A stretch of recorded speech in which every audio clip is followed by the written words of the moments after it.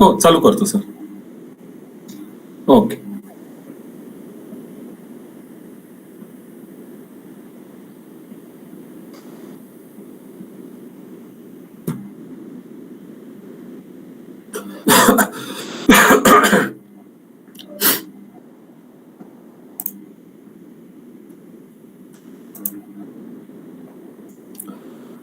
Good evening, everyone.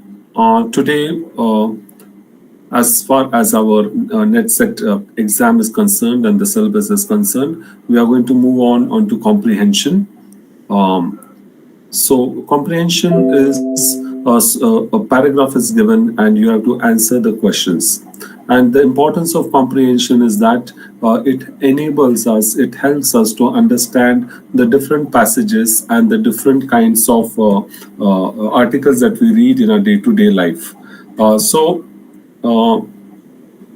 what is comprehension? The word comprehension comes from the word comprehend, which means to understand or which means to grasp.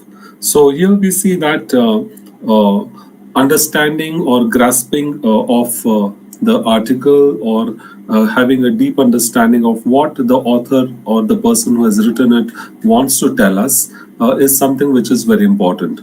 So whenever we talk about comprehension, especially for net and set, we should be able to understand that solving the reading comprehension is of great importance to each and every one of us. The first thing you should know that solving English reading comprehension has become an inevitable part of almost every competitive exam. For every competitive exam, we see that comprehension is a part of it, and great stress is given to comprehension. Then second thing is that you will find a quite simple format. Inevitable part of almost every competitive exam. For every competitive exam, we see that you will find a quite simple format of comprehension. It contains a passage of approximately 300 to 500 words. So for NetSet also, we see that a passage is given of 300 to 500 words, a small passage, and then 5 questions are asked on this particular passage to test whether the person who is reading it has understood it or not. It's a small passage, a comprehensive passage, and something which we can learn from it. It is taken from a published material.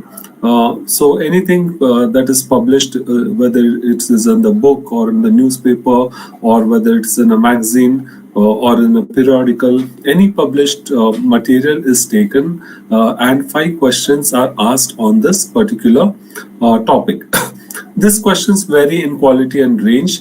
They test our ability to read a passage, comprehend its meaning, and criticize its strengths and weaknesses.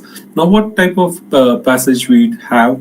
We have this passage which is published in any as an article or as a newspaper or in the newspaper. Then there are 5 questions which range from quality to and range.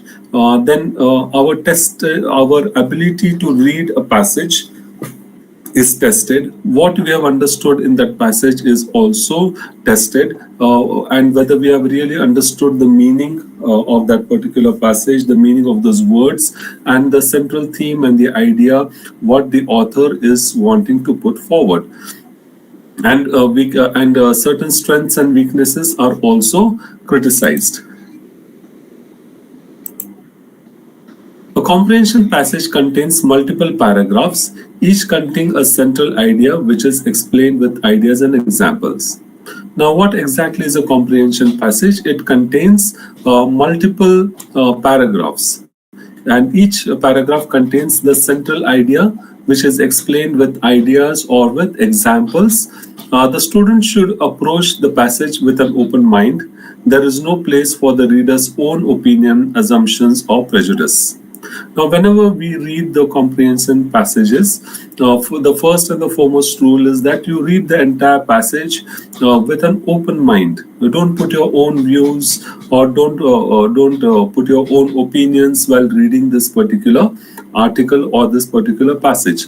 If you put your own opinions, your own assumptions, or your own mind over there, then you will always get fumbled. You will not be able to understand what exactly are the views and the ideas of the author. So the reader should not put his own opinions, assumptions, or prejudice. Then the third thing is that to grasp any passage, you need to be a deep thinker. You should know how to connect with the words of the author. Now, while you are reading it, we must also visualize what the author is trying to tell. We must also understand it, we must also visualize it. So whenever we read it, whenever we visualize it, we get a better understanding of what the author or what the passage is saying about. So you must be able to connect with the words of the author. Like suppose if you are reading a poetry, you must be able to understand what exactly the poet wants to tell you out of that particular poetry. To enhance it, read the editorial of the renowned newspapers daily, which touches all the aspects like the economy, sports, politics, terrorism, entertainment, etc. So, to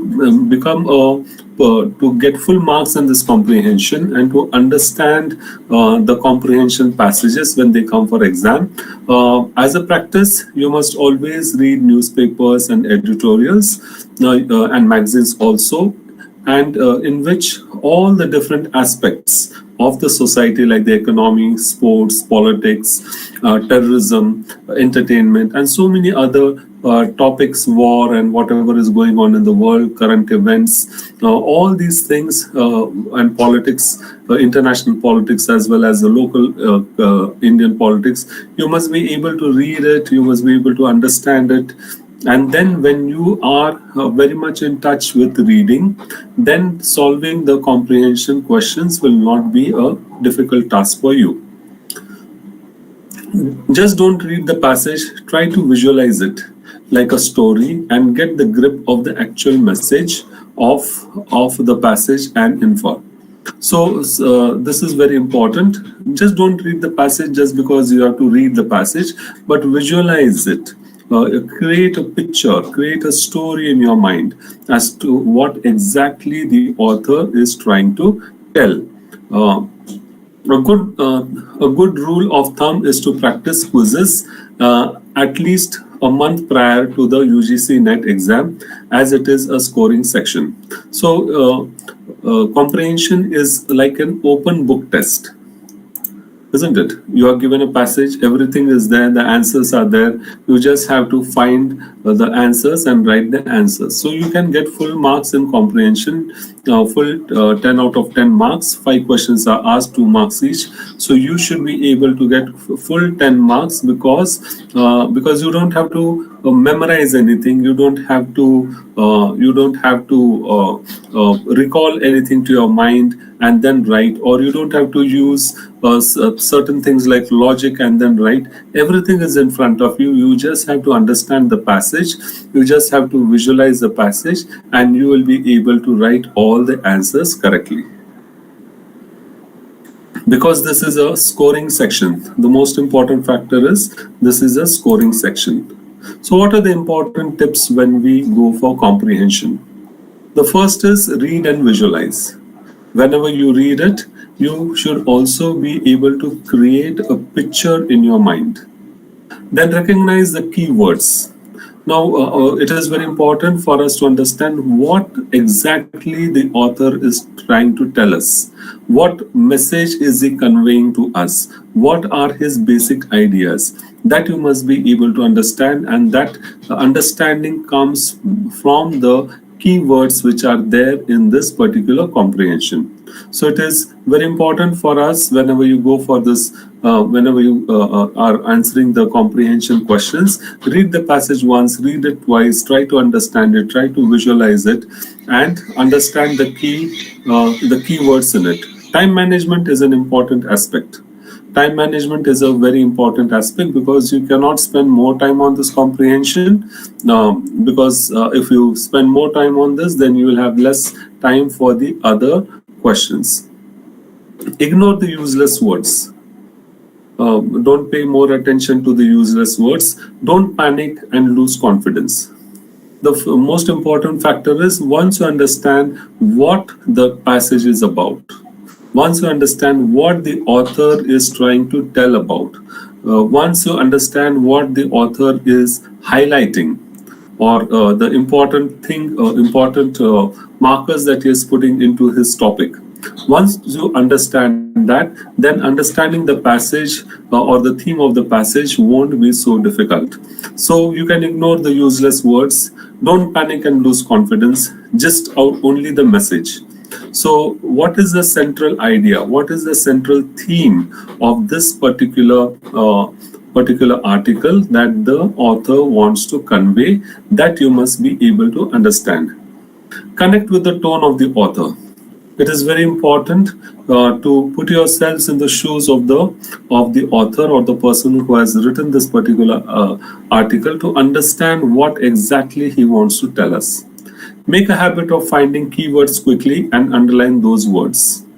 So you don't have much time, but then even then, while reading, you can underline the keywords, the important words, the important terminologies, or the important concepts that he is talking about, and underline those words quickly. Then what are the general problems that are faced by students? As I said, that understanding comprehension and getting full marks in comprehension is not at all difficult. You can get full 10 out of 10 marks in the comprehension passage, because it is like an open book test. Everything is available to you. You just have to pick up the answers from the passage. But still, many students face a lot of problems because the passages are like are very tricky sometimes, but you must be able to understand them.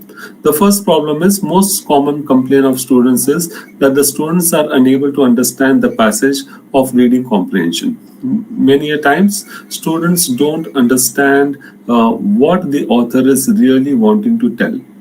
What is the central theme or the central idea, or what this passage is about. Then what is the solution to it? You need not to understand each and every word of comprehension. You must not try to figure out the meanings of every word that is in the comprehension. At the same time, you find the gist or the summary of it. You must be able to understand what exactly the author is talking about, the central idea, the summary thing of it.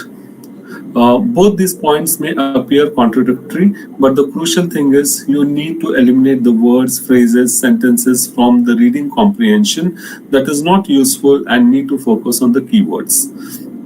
So there are many words, there are many sentences and phrases in that particular topic or in that particular article. But what you need to understand, or what you need to do, is that focus on the keywords. Don't focus on each and every word that is in that particular comprehension passage. Then the second problem, find your strengths. Read the passage first and then go to the questions and solve them. Some students do not feel comfortable with this method. Now, you must be able to understand the passage, read the passage first, and then go to the questions and solve them. This is the general way of solving any comprehension passage. But some students are not very comfortable with this particular method. So what is the solution for such students? You can use the bottom-up approach. That means read the questions first so that you can have an idea what to look for in the comprehension. Okay, this is also an important tip. Many people are not very familiar, or they are not very much well versed with reading the passage first and then trying to solve the questions.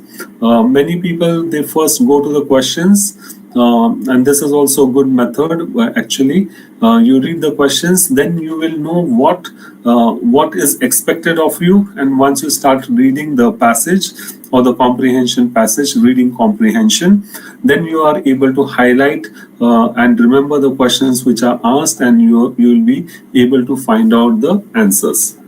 So this is also one of the methods, but the best method is first you read the passage, try to understand the central idea of it, and then go to the questions.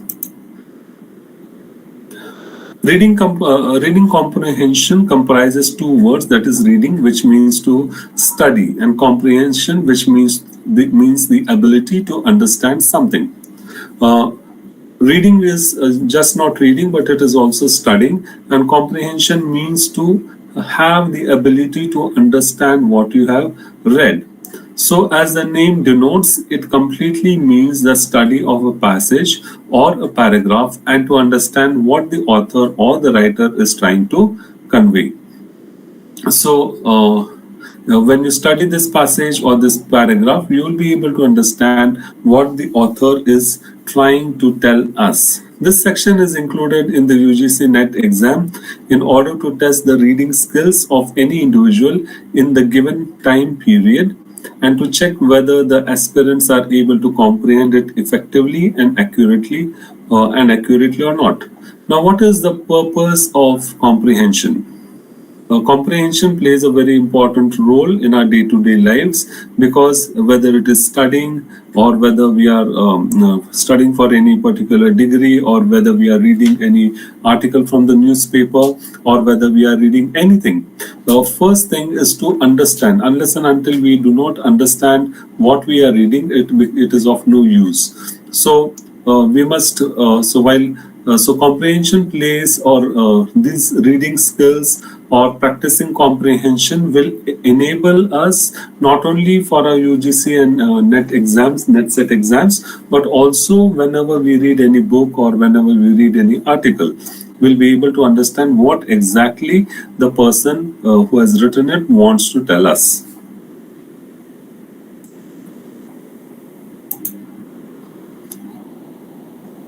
Then develop the habit of reading newspapers, especially the editorial columns. Continuous reading will improve your comprehension skills, and at the same time, it will help you summarize what is given in the article quickly, which will help you to save time during exams and can attempt maximum questions in minimum time. Now we have to develop to attempt this comprehension or the comprehension questions. We must develop the habit of reading newspapers, especially the editorial columns. We must read magazines. We must read the small articles which are there in the magazines as well as the newspapers, so as to get a hangout or to get a habit of understanding of understanding what the person wants to tell us. So continuous reading will improve our comprehension skills, and at the same time it will also help us to summarize what is given in the article. Not only will it improve our comprehension skills, understanding skills, but it will also help us to summarize what exactly is given in the article, and that too very quickly. Now, so that whenever you are attempting your exams, you will be able to solve maximum questions in minimum time. And for every exam time, there is a time limit, and sometimes we are not able to complete our question paper. We are not able to solve all the answers because we are slow at it. But when we have a habit of reading newspapers and when we practice comprehension, then it not only becomes easier for us for answering the paper, net set paper, but also in our day-to-day lives. Always before reading the passage, scroll the paper and go through the questions and keep in mind the questions asked. So always before reading the passage, also look at the different questions that are asked and keep in mind those particular questions, so that immediately the answer will get highlighted back to you.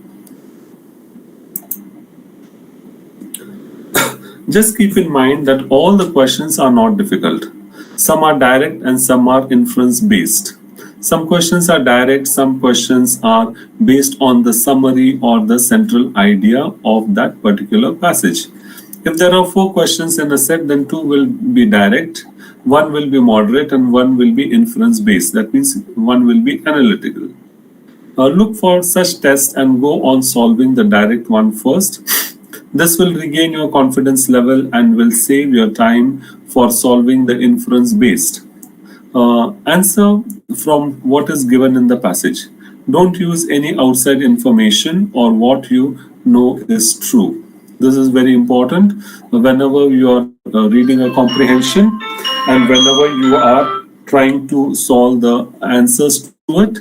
Don't put outside information, even though you may be right and the author may be wrong, but for this comprehension's sake and for the sake of marks, don't put your own information. Consider true as what is given and answer accordingly. Just read the passage and know that this is the truth and answer the questions accordingly. Don't assume anything what you know to be true. So self-assumption, having a preset mind is also not good for comprehension. You must read the passage with an open mind. Any option that cannot be proved with given information in the passage should be omitted. So any opinion that cannot be proved with the given information in the particular passage, you should delete it or you should not, you should omit it. Read the given instructions carefully. Select your option accordingly, as some options may sound too close. Answer in the context of the passage. Don't always go with the literal meaning of the words, as sometimes figurative meanings are being used. So see how the words are used in the passage and then answer. So now we must read the given instructions also very carefully. We must select the options, the right option from the given ones, which sound very close. Answer in context to of the passage. Very important. Don't leave the context of the passage and start answering. Don't always go with the literal meaning of the words. We must never go always with the literal meaning of the words, because figures of speech are used, figurative meanings are used for something. So see how the words are used in the passage and then answer. Don't just spend time on a single question. If you are unable to find the correct option, then try solving by eliminating option or move to the next set of questions. Now, sometimes we get stuck on one single question and we try to answer that by hook or by crook. But that is not the correct option. The first thing is that if you are stuck on one question, move to the other, solve that one, and whenever you have time, come back to the same question and then try to solve this particular question. So these are just some of the basic tips for writing or for answering the comprehension questions. Comprehension is very, very effective for our day-to-day life, very, very important for our everyday life, because when we know how to comprehend, when we know how to understand a particular article, understand what is the summary of that article, understand what the author is trying to tell us from that particular article or that particular passage, then it becomes very easy for us to in our day-to-day lives, whenever we are reading newspapers or whenever we are reading magazines, we will be able to immediately understand what the author is trying to tell us. And that is why comprehension is an important skill. We must develop comprehension skill sets. We must be able to understand and really understand it very well, and at the same time in the quickest possible way. So these are all the different ways in which comprehension passages are solved. So we will just have a look at the different comprehension passages, the previous passages also, and we will try to solve we will try to solve some of the passages and understand the different meanings, and we will try to practice a few. We will try to practice a few comprehension passages which have already come for the exams.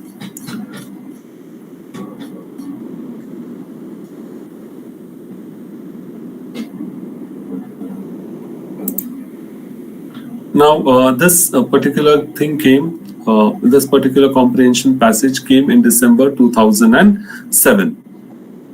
Now, what is this passage about?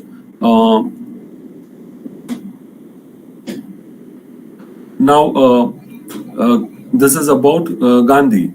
I'll read this passage. Gandhi's overall social and environmental philosophy is based on what human beings need rather than what they want. Now, what this we see over here, the central idea of this passage is given over here. Now, what is the central passage? Here it is very easy to locate. It is in the first sentence only. It is talking about Gandhi's opinion, social and environmental philosophy. His social and environmental philosophy is based on what human beings need rather than what they want. So the needs of the human beings are something which is more important than their wants. His early introduction to the teachings of Jains, Theosophists, Christian sermons, Ruskin and Tolstoy, and most significantly the Bhagavad Gita, were to have profound impact on the development of Gandhi's holistic thinking on humanity, nature, and their ecological interrelation. Now, what are the different texts or the different teachings by which Gandhi was inspired, or from where did he get this particular knowledge? He got his teachings because at a very early age he read the teachings of Jains, then Theosophists, then the Christian sermons, Ruskin and Tolstoy, who are authors, and most importantly, the Bhagavad Gita. So, out of all these books, where is the stress given? On the book Bhagavad Gita, where we were to have profound impact on the development of Gandhi's holistic thinking on humanity, nature, and their ecological interrelation. So, his deep concern for the disadvantaged, the poor, the rural population created an ambience for an alternative social thinking that was at once far-sighted, local, and immediate. Now, here we see that Gandhi was living in an era when the people of India were very poor. They were deprived. They were tormented by the Britishers. They were looted by the Britishers. So, and the condition of the people was very much backward and very, very poor. So, what was his concern? What was his feeling for the disadvantaged and the poor and rural population? He's talking about the disadvantaged population, the poor people, and the rural people. That is, people who are staying in villages and small towns. So this created an ambience for an alternative social thinking that was at once far-sighted, local, and immediate. For Gandhi was acutely aware that the demands generated by the need to feed and sustain human life, compounded by the growing industrialization of India, far outstripped the finite resources of nature. Now, what was in Gandhi's mind? It was the amount of food that would be required to feed the needy people or to feed the poor people, and also at the same time India was growing into an industrialized country, yet we see that the resources of nature were very limited. This might nowadays appear naive or commonplace, but such pronouncements were as rare as they were heretical a century ago. So nowadays we may find this quite funny or outdated, because today India is self-sufficient in the production of food. But during Gandhi's time, 100 years back, or 80 years, or 80, 90 years back, there was deep poverty in India. There were regular famines. We were not self-sufficient in the production of food, and most of the people were malnourished, and they led a life of poverty, and most of them did not even have proper food to eat. Gandhi was also concerned about the destruction under colonial and modernist designs of the existing infrastructures, which had more potential for keeping the community flourishing within ecologically sensitive traditional patterns of subsistence, especially in the rural areas, than did the incoming Western alternatives based on nature-blind technology and the enslavement of human spirit and energies. Now, what was Gandhi more concerned about? He was concerned about the destruction that was caused under the colonial, that is the British rule, then the modern ideas of getting rich or feeding the people, and so on and so forth.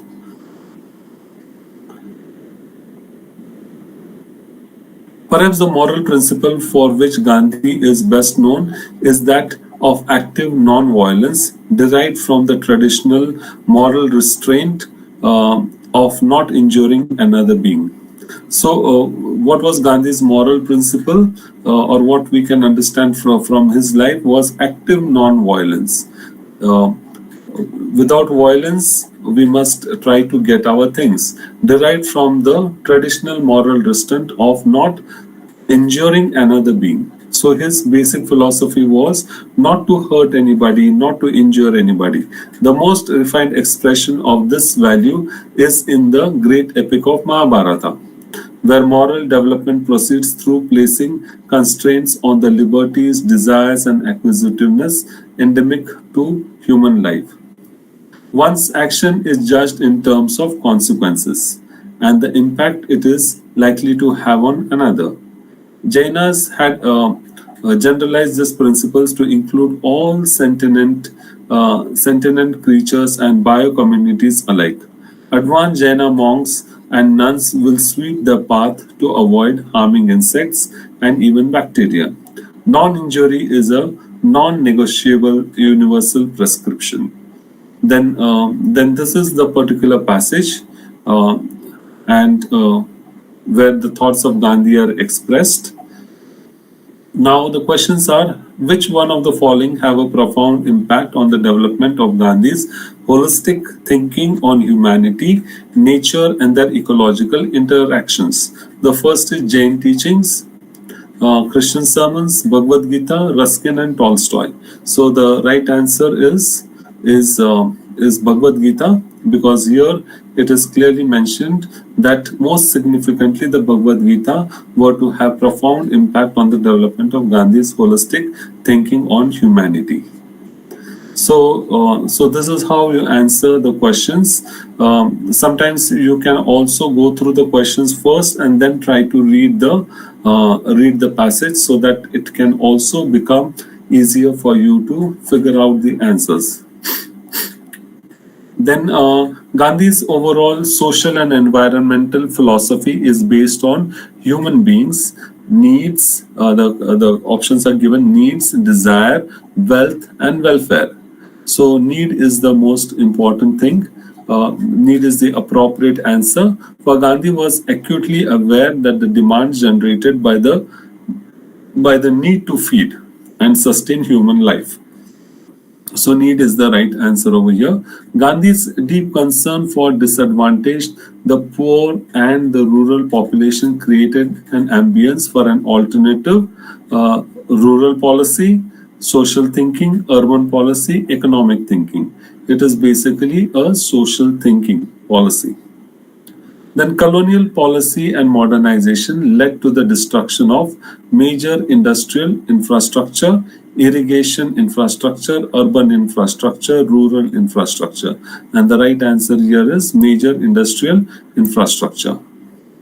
Then the fifth question, Gandhi's active non-violence is derived from moral restraint of not injuring another being, having liberties, desires, and acquisitiveness, freedom of action, nature-blind technology, and enslavement of human spirits and energies. So, moral restraint of not injuring another being, which is the basic theme of non-violence. So this is how questions will be asked. This is how the passages would be there. First, read the passage, or if you are not familiar with reading the passage first, just go through the questions and then read the passage. Try to understand the central idea of what the author is really up to telling us. Understand what are his thoughts, what are the surrounding features when he is writing this particular article, and then try to come to the understanding of the central idea of the passage, and then answer your questions. Okay. Then the second passage is all political systems need to meditate and the relationship between private wealth and public power. All political systems, all the different political systems, whether it's a democratic, communist, dictator, or whatever it is, all the systems must meditate means to think about or to do a deep meditation on the relationship between private wealth and public power. So basically, here we see we can understand what the author is trying to tell us: the relationship between private wealth and public power. Those that fail risk a dysfunctional government captured by wealthy interest. Okay, those who fail to understand this concept of relationship between private wealth and public owner, they are what happens to them? They fail. Fail the risk or dysfunctional government captured by wealthy interest. Corruption is one symptom of such failure. Now, corruption is one of the symptom of such kind of failure, with private willingness to pay trumping public goals. Private individuals and business firms pay to get routine services and to get to the head of the bureaucratic queue. They pay to limit their taxes, avoid costly regulations, obtain contracts at inflated prices, and get concessions and privatized firms at low prices. Now, whom is this person talking, the author talking about? He's talking about the private individuals and business firms. If corruption is endemic, public officials, both bureaucrats and elected officials, may redesign programs and propose public projects with few public benefits and many opportunities for private profit. Of course, corruption in the sense of bribes, payoffs, and kickbacks is only one type of government failure. So corruption in the sense of bribes, payoffs, kickbacks is only one type of government failure. So government fails in many ways, but this is one type of government failure. Efforts to promote good governance must be broader than anti-corruption campaigns. So what is the author trying to tell us over here? The effort to promote good governance must be broader than anti-corruption campaigns.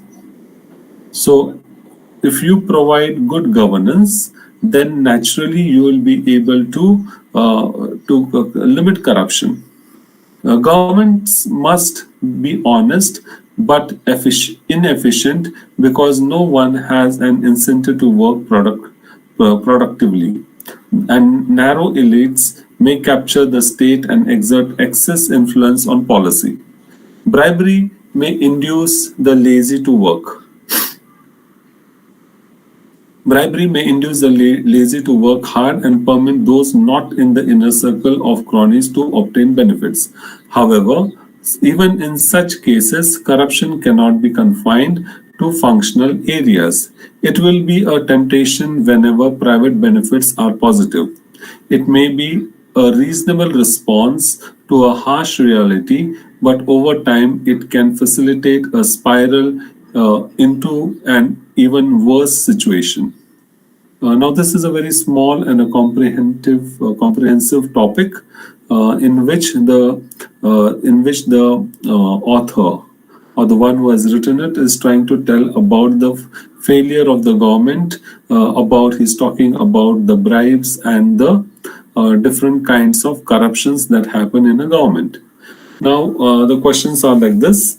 The government which fail to focus on the relationship between private wealth and public power are likely to become functional is the first one. B, dysfunctional, dysfunctional, normal functioning, good governance. So what is the right answer? Here we see that all political systems need to understand or need to meditate the relationship between private and public power. Those who fail risk a dysfunctional government.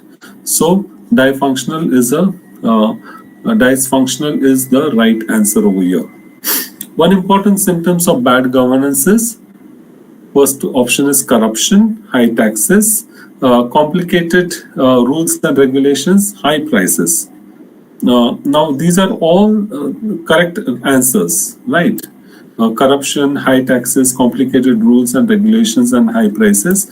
But what the author has mentioned over here is about corruption. He talks about corruption, and that is how we come to understand. We must not use, even though the other options are right, don't try to go for the other options. What is mentioned in the passage, that only right. So the right answer over here is corruption. One of the most important symptoms of bad governance is corruption. When corruption is rampant, public officials always aim at many opportunities for public benefits, public profit, private profit, corporate gains. And the right answer is private profit, their own profit. Then productivity-linked incentives to public-private officials is one of the indicators for the options are efficient government, bad governance, inefficient government, and corruption. So the right answer here is efficient government. Productivity-linked incentives to public-private official is one of the indicators of efficient government. The spiraling corruption can only be contained by promoting. The options are private profit, anti-corruption campaigns, good governance, payoffs, and kickbacks. So good governance is the right answer for this, because it is mentioned in the passage that if over here, let's go back over here. Efforts to promote good governance must be broader than anti-corruption campaigns. So the answer is already there in the passage. Then one more passage let us go through.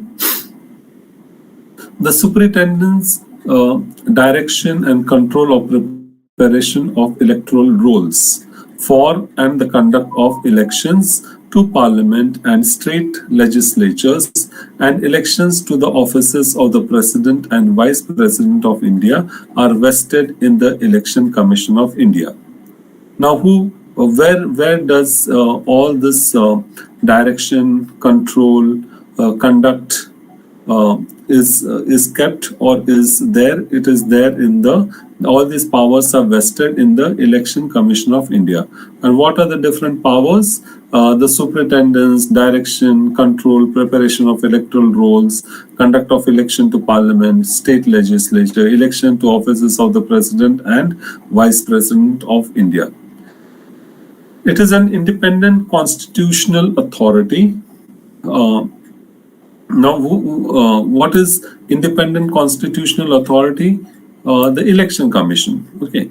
Independence of the Election Commission and its insulation from executive interference is ensured by a special provision under Article 324(5) of the Constitution that the Chief Election Commissioner shall not be removed from his office except in like manner and on like grounds as a judge of the Supreme Court, and conditions of his service shall not be varied to his disadvantage after his appointment. So here we see that what does Article 324(5) say? That it talks about the role of the Chief Election Commissioner. That this Chief Election Commissioner shall not be removed from his office. Okay, except for these particular reasons. In the CWP number 4912 and 1998, Pushra Bharat versus Union of India and others, the Delhi High Court directed that information relating to government dues owed by the candidates on the departments dealing with government accommodation, electricity, water, telephone and transport, etc., and any other dues should be furnished by the candidates, and this information should be published by the election authorities under the commission. So this is a particular passage. It talks about the powers of the Chief Election Commissioner and the Election Commission of India. So this is a very small passage. So the questions are like this. The text of the passage reflects or raises certain questions. Okay, the authority of the commission cannot be challenged. Then this would help in stopping the criminalization of Indian politics. This would reduce substantially the number of contesting candidates. This would ensure fair and free elections. So this is the right answer, answer D, that this particular thing would lead to fair and free elections. So what is the right answer? Have constitutional status. Okay. Then fair and free elections means the options are transparency, to maintain law and order, then regional considerations, then role of pressure groups. So the right answer is to maintain law and order. The election commissioner can be removed from his office under article. Under which article can this person be removed? Under the article 324(5). So these are some of the questions which we have seen and some of the passages. Next lecture also will go through different passages, we'll practice them. But the most important thing over here is that you must have an habit of reading. You must read articles, you must read the editorial columns of the newspaper, especially the English ones. You must read the magazines. You must see what the author is talking about. Try to understand the central idea of that particular topic about which he is writing. Grasp the central idea, and then you will be able to understand any and every passage which comes for your exam. See, comprehension is an open book test. Only efforts that you need to take is do a good practice, be very vigilant while reading it, try to understand what the author is telling you about. Once you know what he is telling about and what he is not telling about, it will be very, very easy for you to answer the various questions that are given. And of course, you have a set of MCQs, that is multiple choice questions, answers. You have to choose the answers from the given options that are given to you. So today we have seen as to what are the different types of comprehensions, how to solve the comprehension, how to find out what is the central idea and the theme, what are the different tips that we should that we need to understand. We must read and visualize it. We must recognize the keywords. Time management is something which is very, very important. We must not go for every line of the passage. We must ignore the useless words. We must not panic and lose our confidence. We must only take the gist of the message, that is a summary of the message, what exactly the author is telling us. Connect with the tone of the author. Connecting to the tone of the author is something which is very important, because if you are able to connect with the tone of the author, then you will know what is the heart of the author, what exactly the author is wanting to tell us. Then make a habit of finding keywords quickly and underline those particular words. So, a comprehension passage contains multiple paragraphs, each containing a central idea, which is explained with ideas and example. Now, the most important thing whenever you are reading a comprehension passage, or whenever you are answering the questions, you must read the passage with an open mind. We must not mix our own opinion. We must not mix our own thinking with it, and try to answer accordingly. We must read it with an open mind, not having any previous assumption or any prejudice over it. Uh, Now, many a times we have a what to say. Our mind is always having certain thoughts. Whenever we are reading, we always say, "No, no, this is not right. This is what I think is right." Okay, but that is not the main aim and the objective of comprehension. The aim and objective of comprehension is to find out whether you have understood what the author is trying to tell you. It is not a test wherein you are asked to put your own opinions. So, read the passage with an open mind, right or wrong, whatever is the author or the author's ideas are, that you have to highlight, because it is just you are trying to understand what the author is telling you about. So, do not be prejudiced, don't have your own opinions, don't have your own ideas or assumptions. To grasp any passage, we are doing this again. To grasp any passage, you must understand. You must be a deep thinker. You should be able to connect with the words of the author. You must have a continuous reading of newspaper editorials. Every day you must read, because all these editorials touch the various topics like economy, sports, politics, terrorism, entertainment, security, wars, and the current events that are happening. Don't read the passage just to visualize it like a story, and get a grip of the actual message of the passage and info. So don't just try to read the passage to visualize it like a story, but try to understand what message the author is trying to convey through this uh, particular particular passage or particular article.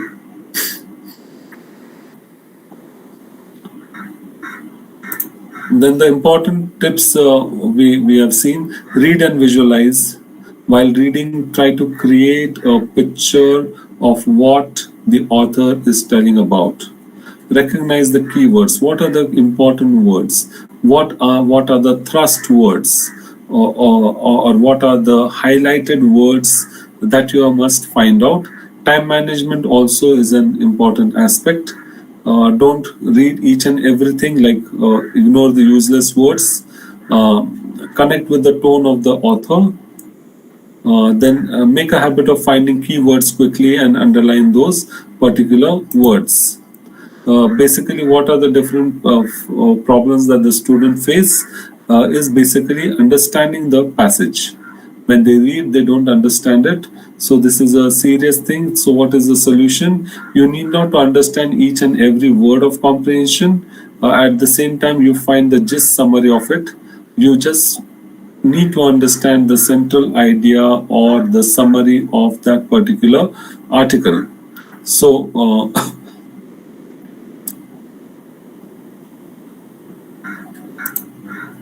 Then the second problem, find your strengths, read the passage first and then go to the questions and solve them. Some students do not feel comfortable with this method.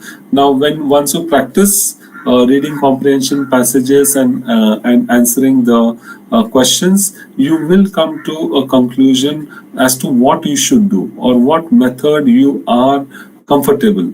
Whether first you have to read the passage and meditate on it and then go to the questions, or whether you should just brush away with the question, first read the questions and then go to the passage and then try to solve it. Whatever the bottom line here is, whatever way you are comfortable, use that particular way, because it is going to save you your time. You will be able to find out the answers quickly and correctly and accurately. So this is very important. You must be comfortable in whatever method you have chosen. Now, reading comprehension means to study and to understand. So this is all about in this first lecture. We will continue tomorrow or day after tomorrow in the next series of comprehension lectures. Till that time, you can go through the different passages which have come in the UGC NET or SET exams. Try to solve them so that you will be able to understand where you stand, and trust me that you can get 10 out of 10 marks in this comprehension, because it is an open book test. Okay, you have to, the answers are already there in the passage. You just have to select the right answer and write your and tick that particular answer. So this is all about comprehension today. We'll continue this in the next lecture. We'll go through some other important passages so that you will get a hang of it, so that you will get you will be able to understand it much better. So thank you and have a good day. If you like this teaching on comprehension, you can subscribe the channel, you can share, you can like, and also pass it on to your friends. Thank you so much and have a good day. Thank you so much.